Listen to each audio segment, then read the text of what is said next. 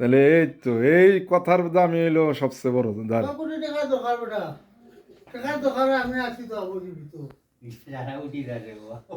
নগাওয়ালা আগে ভালো দিতাম পারছি না, তোমার বাপরে ও দিতাম পারলো।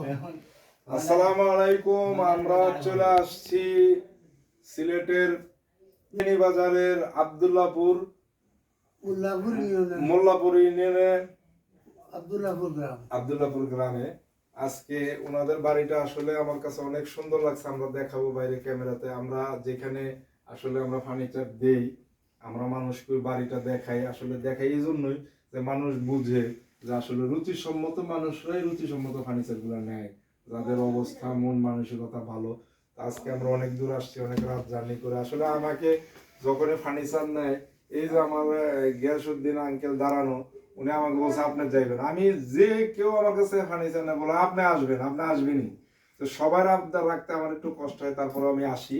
এই যে আমার আরেক আরেক মামা, তো উনিও বলছে যে আপনি যাইবেন। তো আমি আজকে আমাদের এই আল্লাহর রহমতে একটা রাজকীয় খাট, এটাকে আমরা কিং প্রেসিডেন্ট গোলাপ খাট বলি। আর আমাদের মিস্ত্রিরা এটার একটা নাম দিয়েছে, বলে এটা দানব খাট। কেন দেখেন, এটার যে আকার আকৃতি, মোটা, ওয়েট, এটা পুরো টোটাল 6 ইঞ্চি, হাইসা 2 ইঞ্চি, এবং এটা নকশাটা পুরো 6 ইঞ্চি কাটার মধ্যে গভীর করে করা। এখন এই যে ওনারা দুইজন মুরব্বী, দুই পাশকে আমরা জিজ্ঞেস করব যে এখন বলেন আপনি প্রথমে, আপনি যে এই যে আমার শোরুমে গেলেন ঢাকায়, দেখার পর আপনার কি মূল্য ভালো বা আপনার পছন্দ কি কারণ হলো, একটু ক্যামেরার দিকে সামনে তাকায় বলেন।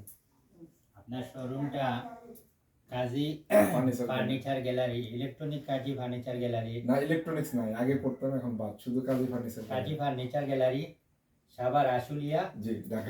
দুসাই ঢাকা।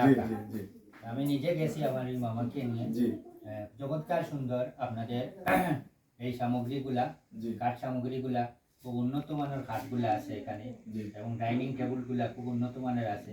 আরো বিভিন্ন উপকরণ আছে, খুবই দেখছি খুবই উন্নত মানের, খুবই মানসম্পন্ন। দেখছি আপনাদের যে সমগ্র বাংলাদেশে আপনারা এটা সেল করে, সেটাই খুবই খুশি হয়েছি, খুবই সন্তুষ্ট হয়েছি। সন্তুষ্ট চিত্তে এটা আনা হলো আর কি। জি জি, অনেক অনেক ধন্যবাদ।